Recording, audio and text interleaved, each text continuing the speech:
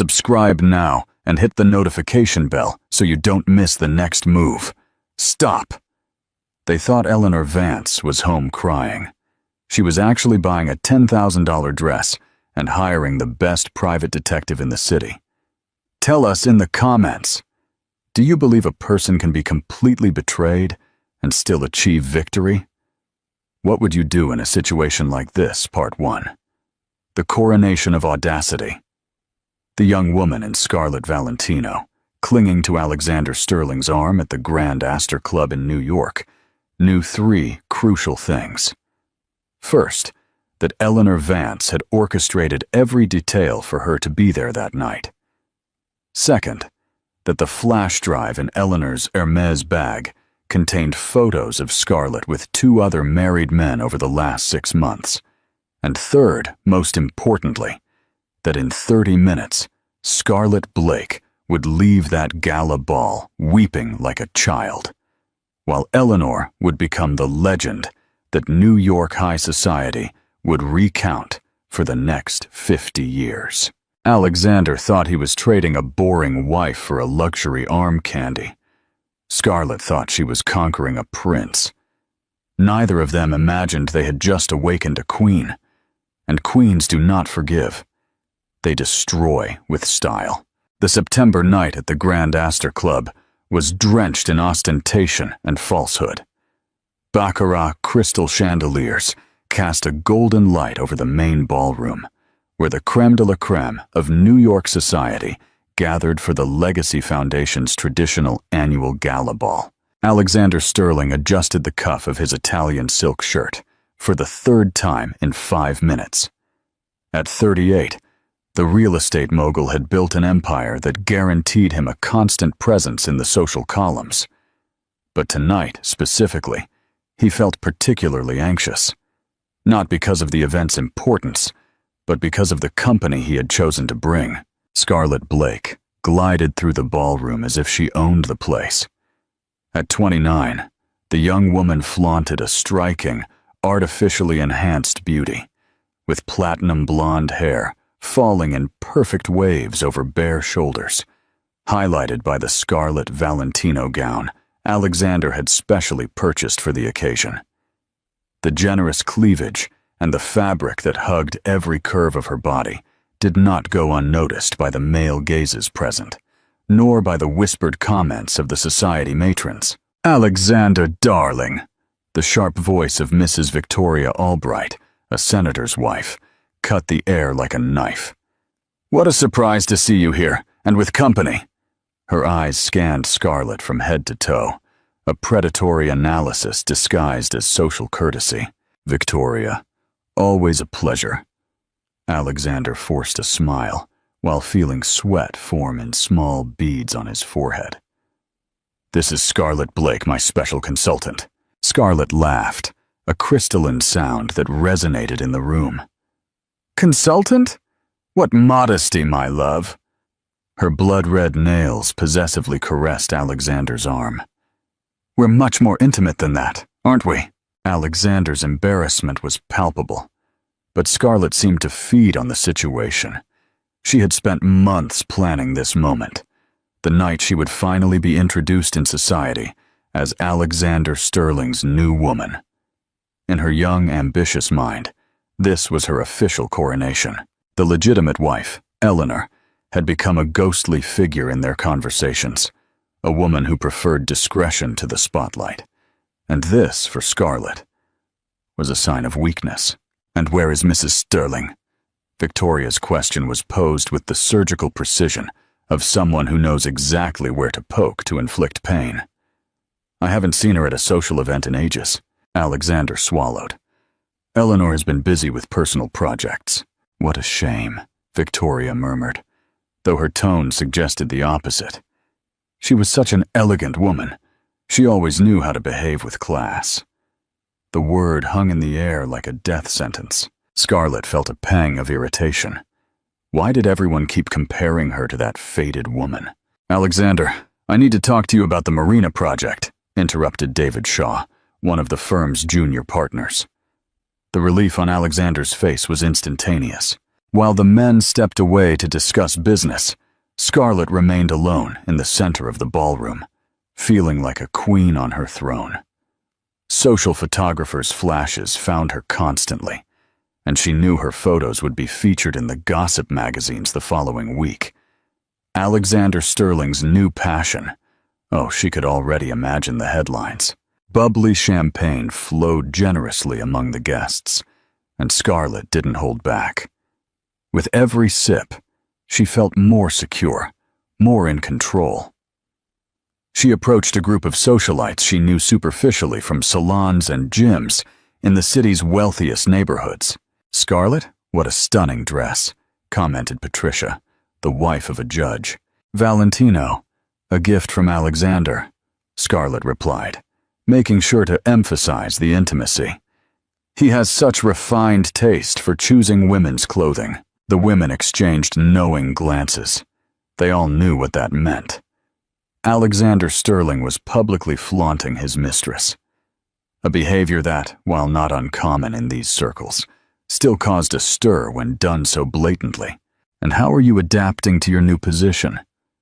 Patricia's question was loaded, and they all laughed discreetly. "Perfectly," Scarlett retorted, lifting her chin.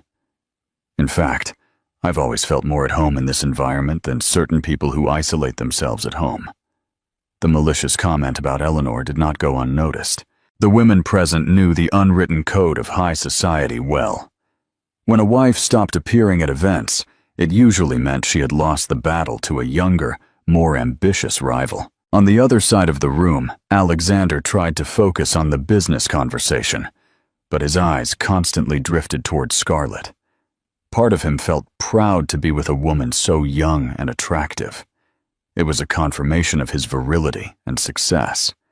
Another part, however, began to question the wisdom of so openly exposing his extramarital relationship. "She's gorgeous," commented David, following Alexander's gaze.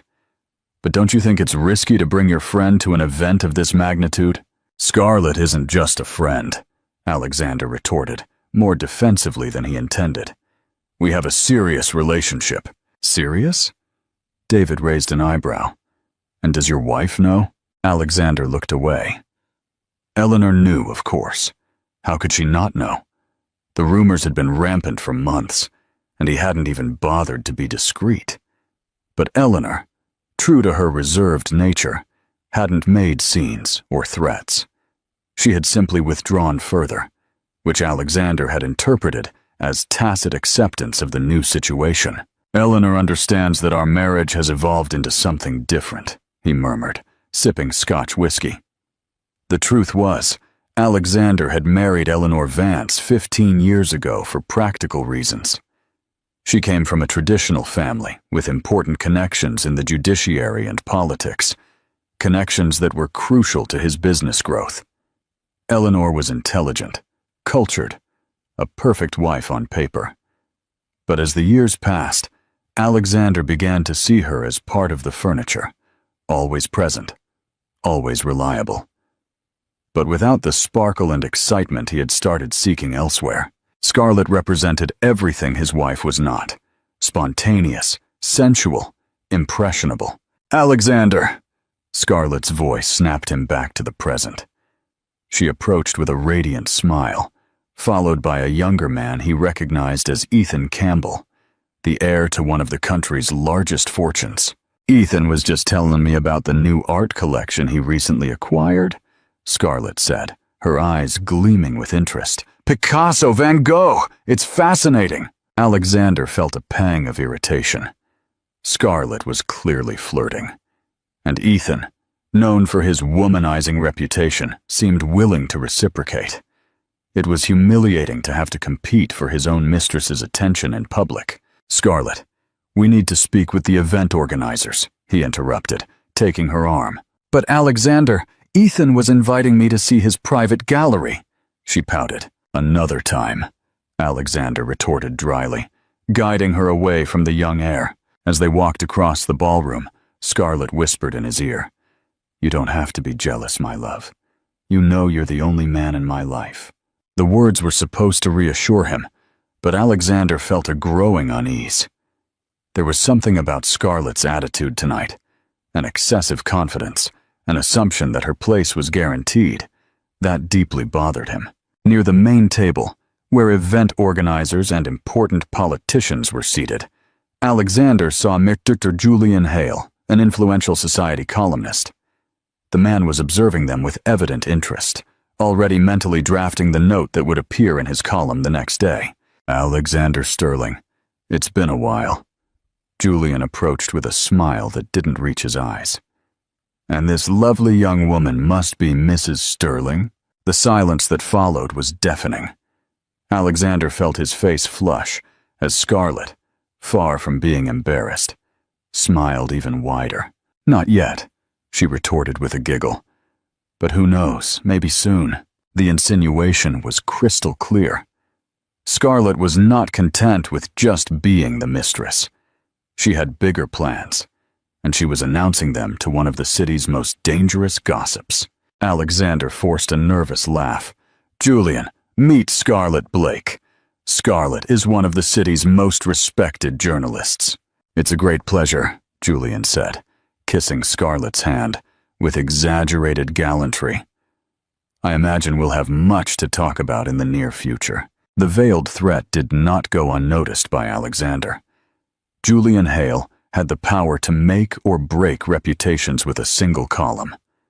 If he decided to turn the situation into a scandal, the consequences could be devastating, not only for his public image, but for his business. While they spoke, the ballroom continued to fill. Influential politicians greeted businessmen. Socialites flaunted their latest acquisitions of jewelry and couture, and the orchestra played classic waltzes, creating a perfect soundtrack for this theater of appearances. Scarlett was in her element. She greeted acquaintances, posed for photos, waved to important people as if she were, in fact, Mrs. Sterling. Every gesture was calculated to solidify her position, to make it clear that she was not just a passing fling, but the new reality in Alexander's life. But deep in her ambitious mind, Scarlett could not entirely ignore the whispers she heard passing by. Where is Eleanor Vance? What a shame. Poor Eleanor was always such a distinguished lady. Why did everyone insist on talking about that woman? Scarlett had never met her personally. Alexander always said that Eleanor preferred to avoid conflicts and confrontations. To her, this only confirmed her superiority. While Eleanor hid at home, she shone in the halls of high society. What Scarlett did not know was that at that very moment, just a few blocks away, Eleanor Vance was meticulously preparing for her own entry into the Grand Astor Club. And when she arrived, nothing would ever be the same. If you were Alexander, what would you do? Do you believe revenge can be an act of elegance? Leave your opinion in the comments. Part 2. The Strategy in Black Chanel. Eleanor Vance stood before the full-length mirror in her dressing room, observing her own image with the analytical coolness of a general planning a battle. At 38, she possessed a mature, sophisticated beauty that contrasted drastically with the obvious, youthful allure of her rival. Her dark brown hair fell in soft waves to her shoulders, framing a face with classic features that needed no heavy makeup to make an impact.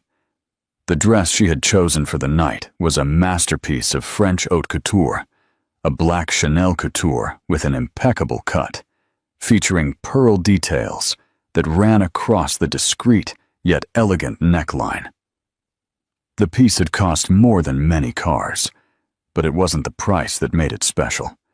It was what it represented. Power, class, legitimacy. Everything Scarlett Blake was trying to purchase with borrowed money from another woman's husband. Eleanor knew exactly what was happening at the Grand Astor Club at that moment. She had received no less than 15 calls from concerned friends throughout the week, each eager to be the first to tell her about the public humiliation Alexander was inflicting. What none of them knew was that Eleanor had orchestrated every detail of that situation. "Ma'am, "The car has arrived," announced Maria, her housekeeper for over a decade. The middle-aged woman looked at Eleanor with equal parts admiration and concern. "Are you sure you want to do this?" Eleanor smiled, the first genuine smile she had worn in months. "I've never been so sure of anything in my life, Maria." The truth was that Eleanor had discovered Alexander's betrayal long before any social gossip. Not because she was particularly astute, but because Alexander was shamefully careless. Receipts for expensive restaurants for two when he was supposedly at work meetings, charges for jewelry and dresses on his corporate card, a woman's perfume on his clothes that was definitely not hers. During the first few months, Eleanor felt the familiar pain of betrayal, the wound to her ego, the feeling of inadequacy, the questioning of where she had failed as a wife. But then, on a particularly melancholy Tuesday afternoon, something shifted. She was looking through a wedding photo album when she came across an image of herself on her wedding day. In that photo, she radiated a light that had been lost during the years of marriage. It was at that moment that Eleanor grasped a liberating truth. She hadn't lost Alexander because she failed as a wife. She had lost Alexander because he failed as a man. Based on this epiphany, Eleanor began to plan. Not a vulgar, emotional revenge, but a cold, surgical strategy that would not only expose the couple's farce, but also guarantee her the freedom she had subconsciously desired for years. For the next 6 months, Eleanor watched. She discreetly hired a private investigator, not to confirm the betrayal she already knew, but to meticulously document it. Photographs, videos, hotel records, even recordings of compromising conversations Alexander and Scarlett had in public places, thinking they were safe in the bubble of arrogance they had created. More importantly, Eleanor used this time to reorganize her finances. Alexander always assumed she was financially dependent on him, an ignorant, sexist assumption. In reality, Eleanor had inherited a considerable fortune from her paternal grandmother, real estate investments and stocks that she managed personally without involving her husband. Furthermore, she had her own successful art consulting business. During the months of her absence from social events, Eleanor had also dedicated herself to herself in a way she hadn't in years. A personal trainer 3 times a week, regular beauty treatments, a complete wardrobe overhaul. Not to win Alexander back. That bridge was irreversibly burned. But for herself. Tonight, specifically, Eleanor had chosen the Legacy Foundation Gala for precise strategic reasons. It was an event that brought together the core of the New York elite, people who had known her family for decades and who respected her lineage and class. It was also an environment where unwritten social rules played in her favor. As much as they tolerated male excesses in private, the public exposure of a marital betrayal was still considered an act of bad taste that deserved to be punished. Most crucially, Eleanor knew Alexander would bring Scarlett to the ball. It was she herself who, through a mutual friend, had planted the idea in the ambitious young mistress's head. The Legacy Foundation Gala is the most important event of the year, she had strategically commented during a luncheon. That's where society truly presents itself. Eleanor's private chauffeur, John, was waiting for her at the building entrance. "Good evening, Mrs. Vance," he greeted, opening the door of the black Mercedes-Benz S-Class. "You look dazzling tonight." "Thank you, John." To the Grand Astor Club. During the 30-minute drive, Eleanor mentally reviewed every detail of her plan. She had scheduled her arrival for the exact moment the ball was at its peak, when all the important guests were present, when the social photographers were most active, when Alexander and Scarlett were most relaxed and confident. Eleanor's phone vibrated with a message from Leonore, the wife of a judge and one of her oldest friends. "Darling, they are shamelessly exhibiting themselves. She is practically announcing herself as your replacement. Come fast and end this farce. Eleanor smiled, reading the message. Leonore had always been her fiercest ally, a woman of the old guard who wholeheartedly believed that certain social traditions and hierarchies should be respected. To Leonore, Scarlett was nothing more than a classless social climber, trying to occupy a place that didn't belong to her. Other messages followed, all from indignant friends, reporting on Alexander and Scarlett's behavior. "She's wearing a red Valentino, completely inappropriate for a charity event," wrote Patricia. He introduced her as a special consultant, but she herself corrected him, saying they were much more intimate, added Victoria Albright. Every message confirmed that Eleanor's plan was working perfectly. Alexander and Scarlett were digging their own grave with an almost comical enthusiasm. "We are arriving, Mrs. Vance," John announced, interrupting her reflections. Eleanor looked out the window and saw the golden lights of the Grand Astor Club shining in the night.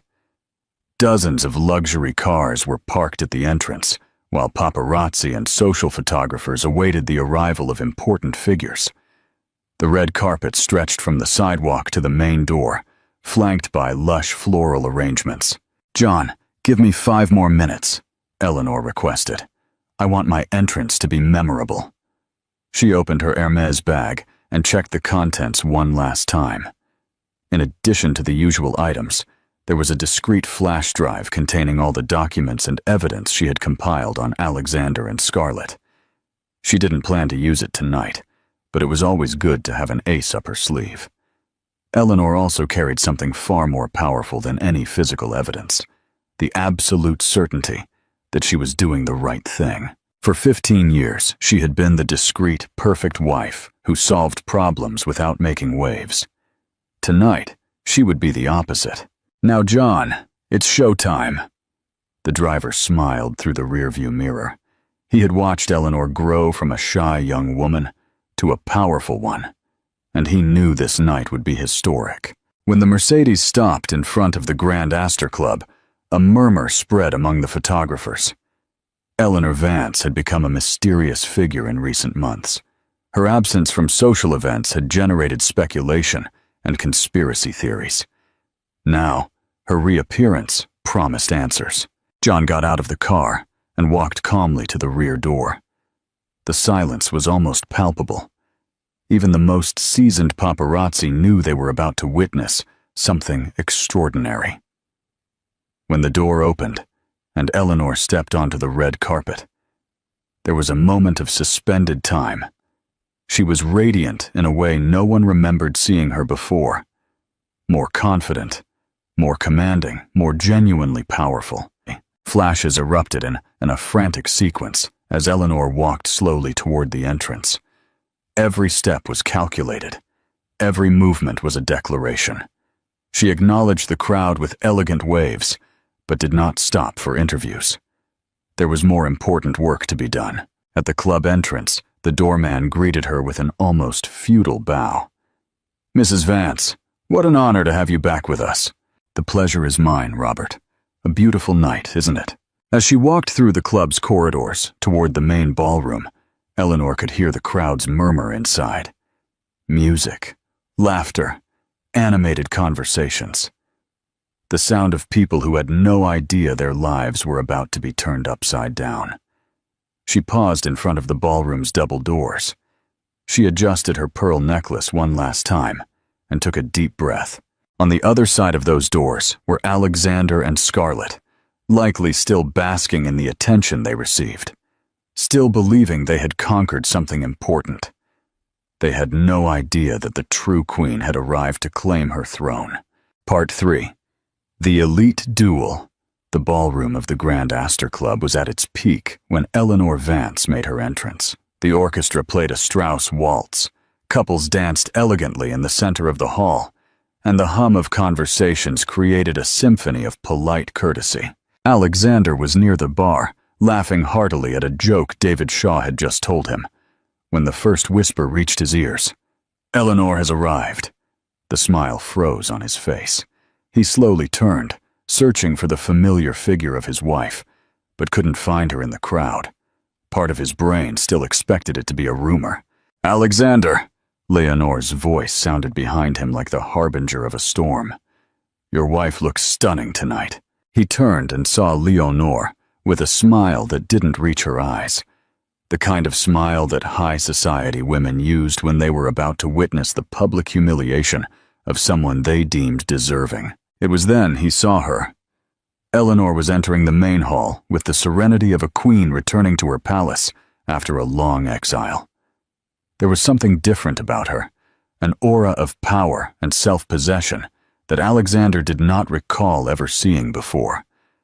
The black Chanel gown hugged her silhouette with mathematical elegance. The pearls on her neck caught the light hypnotically, and her brown hair gleamed like polished silk. But the most impressive thing was her posture.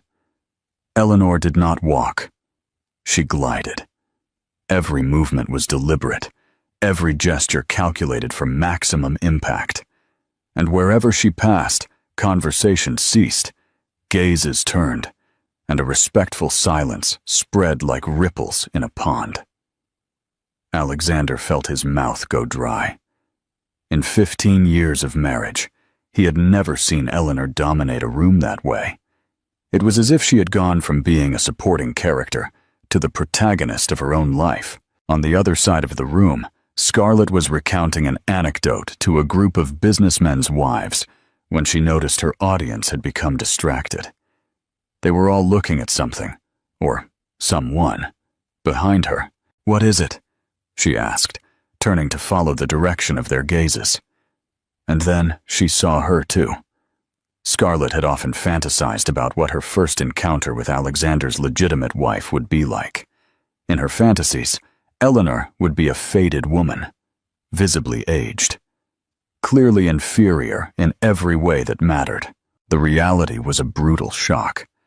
The woman walking toward her radiated a natural elegance that no amount of money could buy. There was something almost aristocratic in her posture, an innate class that suddenly made Scarlett feel like a child playing dress-up in her mother's clothes. Eleanor greeted the guests with the perfect grace of someone born into that world. A kiss on Victoria Albright's cheek, a warm handshake with the senator, a kind word for the judge's wife. Every interaction reaffirmed her position in the social hierarchy, not as the betrayed wife seeking sympathy, but as the grand dame returning to her rightful place. "Eleanor, darling!" Patricia's voice rang out like a crystal bell. The judge's wife approached with open arms, clearly moved to see her friend after months of absence. "What immense joy to have you back. We missed you terribly." "Patricia, you're radiant as always," Eleanor replied, her voice melodious with a tone of genuine affection. "How are you, Robert? I heard the Supreme Court appointment was confirmed." Yes, we are very happy. But tell us about you. Where have you been hiding all these months? You were missed so much." Eleanor smiled with mysterious elegance. "I was taking care of some personal affairs. Sometimes a woman needs time to reorganize her priorities." The response was diplomatically vague, but charged with a subtext that did not go unnoticed by the women present. They all knew about the situation with Alexander and Scarlett, and now they began to understand that Eleanor's absence from social events had not been due to humiliation or despair, but to strategy. While Eleanor spoke, Alexander remained paralyzed near the bar. Part of him wanted to approach, greet her as if nothing had changed, maintain the facade of a harmonious marriage they had always presented in public. The other part, the cowardly, guilty part, just wanted to disappear. The decision was taken by Scarlett. The young woman, fueled by a toxic mix of jealousy and youthful arrogance, decided she would not be eclipsed by an older woman, no matter how elegant. After all, she was the one with Alexander now. She was the one wearing the expensive gifts, the one occupying his bed, the one with future plans with him. "Alexander," she whispered, pulling on his arm. "Let's go greet your wife. It's the polite thing to do." Alexander swallowed. "Scarlett, maybe it's not the best time." "Nonsense," she retorted, already walking toward the group surrounding Eleanor. Scarlett did not realize she was about to commit the most catastrophic mistake of her young life. In her limited mind, this would be the moment of her official coronation, when she would present herself as Alexander's new woman to the former wife. Definitively establishing the new hierarchical order, Eleanor saw the couple approach long before they reached her. Her eyes met Alexander's for a brief moment, and he visibly flinched under her gaze. It was as if she could see right through him, seeing all the guilt, all the shame, all the cowardice he carried. "Eleanor!" Alexander forced a smile as he approached the group. His voice came out higher than he intended. "What a surprise to see you here." The silence that followed was deafening. All nearby conversations ceased. All eyes turned toward the trio, and even the orchestra seemed to lower its volume. It was as if the entire ballroom was holding its breath, waiting for what would happen next. Eleanor looked at Alexander for a long moment, her expression perfectly serene. When she finally spoke, her voice had the cutting coldness of tempered steel. "Alexander, what an interesting coincidence. I thought you were in Chicago this week. An important meeting with investors. Isn't that what you said?" The lie was exposed with surgical elegance. Alexander had fabricated that excuse to justify his absence from home in recent days, when in fact, he was at a luxury hotel with Scarlett, preparing for the ball. Now, confronted with his own dishonesty in public, he stammered, The meeting was cancelled, last minute." "What a shame," Eleanor murmured, her tone suggesting the opposite. "Well, at least you didn't miss an event as important as this." It was then that Scarlett decided to intervene. The young woman, misinterpreting the moment and thinking Eleanor was being submissive by not directly confronting the situation, took a step forward with a smile that was meant to be understanding, but sounded condescending. "You must be Eleanor," she said, extending a hand with perfectly manicured red nails. "I'm Scarlett Blake. I've heard so much about you." The group around them collectively held their breath. It was a moment of tension so palpable that even guests further away began to approach discreetly, sensing something extraordinary was about to happen. Eleanor looked at Scarlett's extended hand for a moment that seemed eternal. Then, with a smile that did not reach her eyes, she delicately shook it. "Scarlett, yes, I've heard a lot about you too." The phrase was delivered with such elegance that it took Scarlett a few seconds to realize the venom it contained. "Alexander told me you work together," Eleanor continued, her voice maintaining the perfectly polite tone of high society. "Something about project development consulting?" Alexander opened his mouth to reply, but Scarlett interrupted him, clearly eager to establish her true position.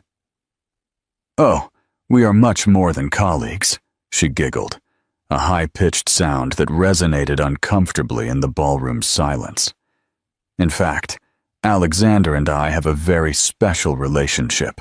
The words left her mouth with the confidence of someone who thought she was revealing a truth that would give her power over the situation. Instead, she had just fallen into the most elegant trap ever constructed at a New York social event. Eleanor tilted her head slightly, as if processing particularly interesting information. "Ah, I see," she said, her voice still maintaining that deadly courtesy. "How brave of you to make it public like this." The word brave was delivered in such a way that it sounded exactly like its antonym.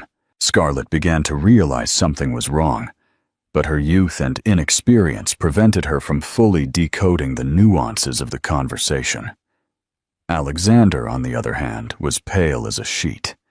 He knew Eleanor well enough to recognize the danger signs, the overly polite tone, the smile that didn't reach her eyes, the upright, controlled posture. She was furious, but expressing that fury through the refined codes of high society, which made her infinitely more dangerous than any emotional outburst. "Eleanor," he tried to intervene again, Perhaps we should— "Oh, Alexander," she interrupted gently. "There's no need for embarrassment among civilized people." She turned back to Scarlett with renewed interest. "Tell me, darling, how long have you two been working together?" Scarlett, interpreting the question as an opportunity to establish her supremacy, replied with youthful pride. "About 8 months. Alexander has been a wonderful mentor."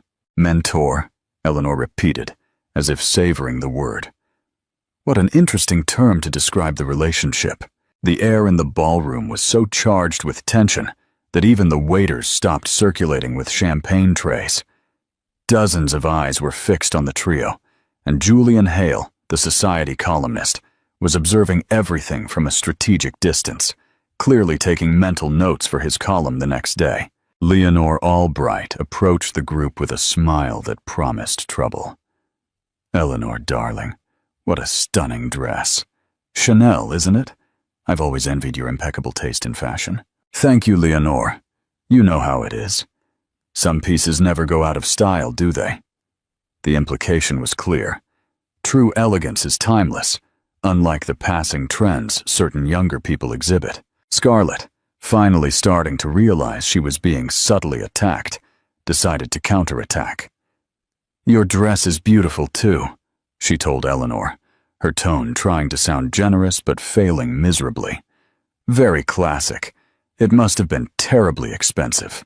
The comment was a grotesque blunder, suggesting that Eleanor cared about the price of her clothes, or worse, that she needed to justify her spending, was a display of poor class that made several women present gasp in shock. Eleanor smiled. This time, a truly dangerous smile. "My dear," she said, her voice soft as velvet, but sharp as a razor. "When you have true class, the price becomes irrelevant. It is something you are either born with, or you never acquire." The phrase fell upon Scarlett like a silent bomb. For a moment, the young woman was speechless, slowly processing the fact that she had been publicly outclassed in the most elegant way possible. Alexander tried to intervene again, his voice desperate.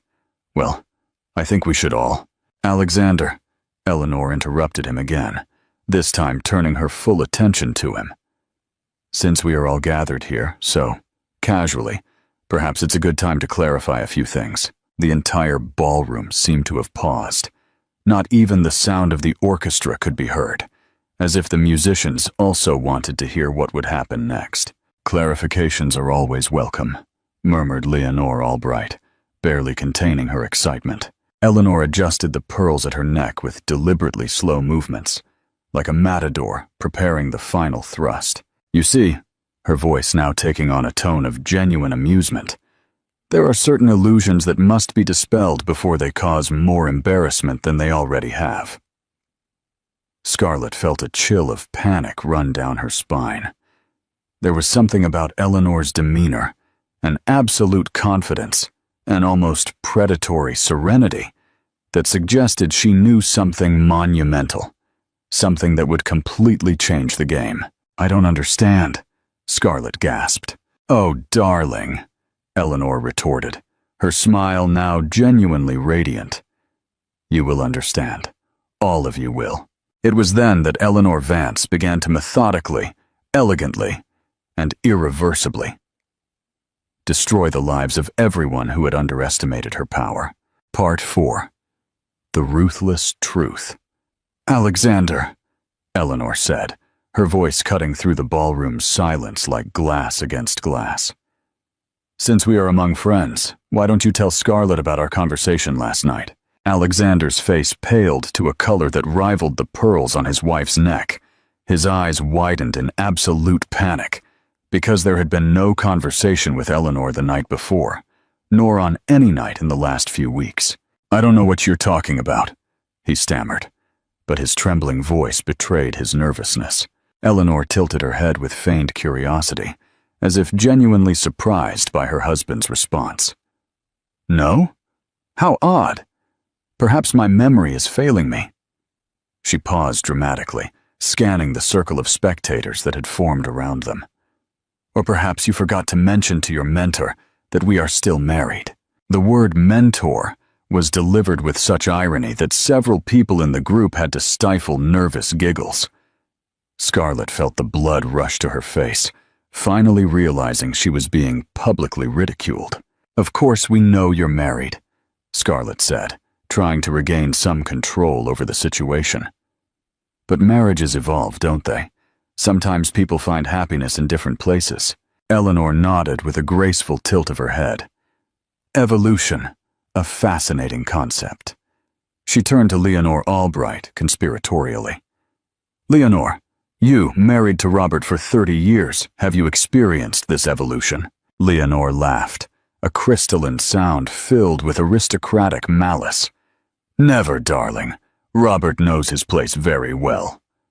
The comment was a direct stab at Alexander's masculinity, suggesting he had failed as a man by not maintaining order in his house. Several men present coughed uncomfortably, while their wives exchanged glances of approval.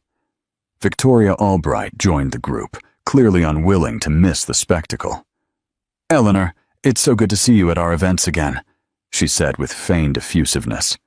"Your presence always raises the level of any occasion." "That's very kind, Victoria. I was just explaining to young Scarlett how certain traditions work in our society." Scarlett felt increasingly cornered. There was something about the way these women spoke, always polite, always elegant, yet carrying a subtle venom that she could not counteract because she did not master the necessary social codes. "Traditions can be outdated," she said, trying to sound sophisticated. "The modern world allows people to be more authentic in their relationships." The silence that followed was so deep, you could hear the clinking of the chandelier crystals swaying gently with the air-conditioning breeze. Eleanor looked at Scarlett for a long moment, like a feline studying its prey before the fatal pounce. "Authenticity," she repeated slowly. "What a powerful word. You are right, dear. Authenticity is key." She paused, her smile turning predatory. "That's why I think it's time we were completely authentic about this situation." Alexander tried desperately to intervene. "Eleanor, perhaps this isn't the place." "Oh, but it is exactly the right place," she interrupted, her voice still maintaining that deadly courtesy. "After all, it was here you chose to make your association public. It's only fair to clarify a few details for our dear friends." Julian Hale had discreetly moved closer, his expression that of a journalist, scenting the story of the century. Other guests also approached, creating an ever-widening circle around the central trio. "You see," Eleanor continued, addressing the audience directly, "Dear Scarlett believes she conquered my husband's heart through her youth and authenticity." She paused for dramatic effect. "What she doesn't know is that Alexander has a very specific pattern when it comes to his extramarital affairs." Scarlett's eyes widened, suddenly realizing she was about to discover something devastating. "A pattern?" Leonore asked, clearly enjoying the moment.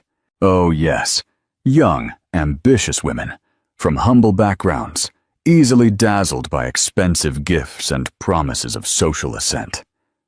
Eleanor listed the characteristics with the precision of a scientist cataloging specimens. "In the last 15 years, there have been at least, let me see, 6 of them." The number fell upon Scarlett like a hammer. She wasn't special. She wasn't unique. She was just the most recent in a long line of temporary replacements. Alexander was visibly desperate. "Eleanor, please." "Oh, Alexander, don't be modest," she said with false admiration. "You have a special talent for finding these girls, always with the same profile. Receptionists, secretaries, flight attendants, young, impressionable women who mistake male attention for true love." Patricia Albright couldn't contain a giggle. "And what happened to the other 5, darling?" "Well," Eleanor replied, as if recounting a funny anecdote at a tea party, "some were discreetly dismissed when they started making inconvenient demands. Others realized for themselves that they weren't as special as they imagined. 1 or 2 even managed advantageous marriages with more available men." Scarlett felt the world spin around her. Everything she had believed about her relationship with Alexander, her uniqueness, their future plans, her privileged position, was crumbling like a house of cards. But the thing is, Eleanor continued, speaking directly to Scarlett now, you made one mistake none of the others made. What mistake? The question came out as a choked whisper. You thought you had won. The words fell upon Scarlett with the weight of a judicial sentence. She looked around, seeing for the first time the expressions of the guests. Not admiration or envy, as she had imagined, but pity mixed with aristocratic disdain. Alexander never told me about the others, she stammered, turning to him for a denial, an explanation, anything to restore her reality. Alexander couldn't meet her eyes. His guilt was etched onto his face like a tattoo. Of course he didn't tell you, Eleanor said softly. Why would he? It would ruin the fantasy he creates for each of you. The fantasy that you are special, that you are different, that this time it's true love. Leonor Albright shook her head with theatrical disapproval. Men can be so cruel, can't they, leading these poor girls to believe in fairy tales. The cruelty, Eleanor said, is not in having extramarital affairs. Powerful men have always had mistresses. It's almost a tradition. The cruelty lies in creating false expectations, in making these women believe they can occupy a place that was never intended for them. Scarlett finally exploded. And what is that place? That of the submissive wife who accepts everything in silence.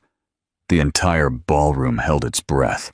It was the first time anyone had directly confronted Eleanor, and everyone wanted to see how she would respond. Eleanor smiled. Not the elegant, controlled smile she had maintained all night, but a genuine, almost amused one. "Oh, my sweet girl," she said, her voice tinged with a blend of pity and condescension. "You really don't understand, do you? Do you think I'm here, as the humiliated wife, trying to win back an unfaithful husband?" She paused. Her eyes scanned all the faces around her. "I didn't come here to fight for Alexander. I came here to give him back to you." The silence that followed was absolute. Not even the sound of the waiter's shoes on the marble could be heard. "Give him back?"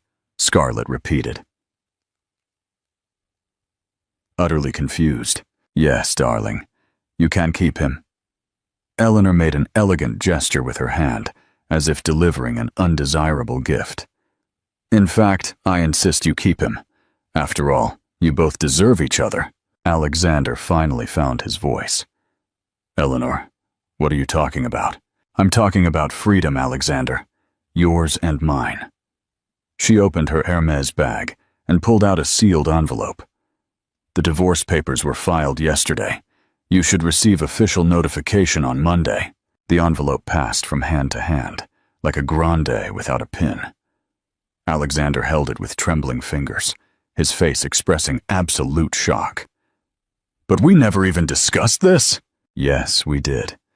For 8 months, Alexander, every time you came home smelling of another woman's perfume, every time you lied about where you had been, every time you treated me like a piece of furniture that decorates the house but doesn't participate in the life happening inside it."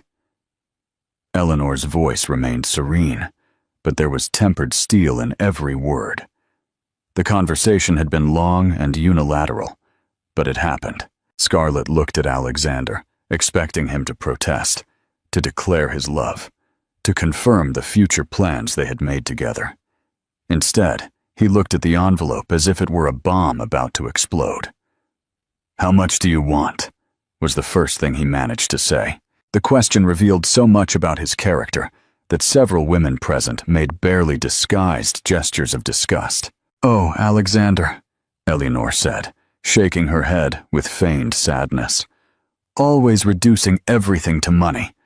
I don't want your money, darling. I have my own." "Your own?" "Yes. Grandmother Beatrice's inheritance, which you always assumed was insignificant, because it was just women's things like properties and stocks. In reality, it's worth more than your company." She smiled. Much more. The shock on Alexander's face was comical. For 15 years, he had assumed he was the sole provider of the family, the only one with significant resources. Discovering that his wife was not only financially independent, but potentially richer than he was a devastating blow to his male ego. Furthermore, Eleanor continued casually, my art consulting business has grown quite a bit in recent years. International clients, you know, people who value authenticity and experience. Scarlett finally understood the full dimension of her humiliation. She had gambled everything on a man she now discovered wasn't even half the prize she had imagined him to be. So you give us your blessing, she stammered, trying to find some thread of dignity to cling to. Oh, darling, it's not exactly a blessing, Eleanor replied with deadly sweetness. It's more like returning a defective product to the store. The phrase resonated through the ballroom like a gunshot. Several people laughed openly, unable to contain their reaction to the brutal elegance of the retort. Alexander finally exploded.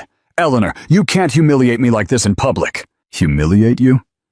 She'd appeared genuinely surprised. Alexander, darling, I've done nothing but speak the truth. If the truth is humiliating, perhaps the problem is not mine.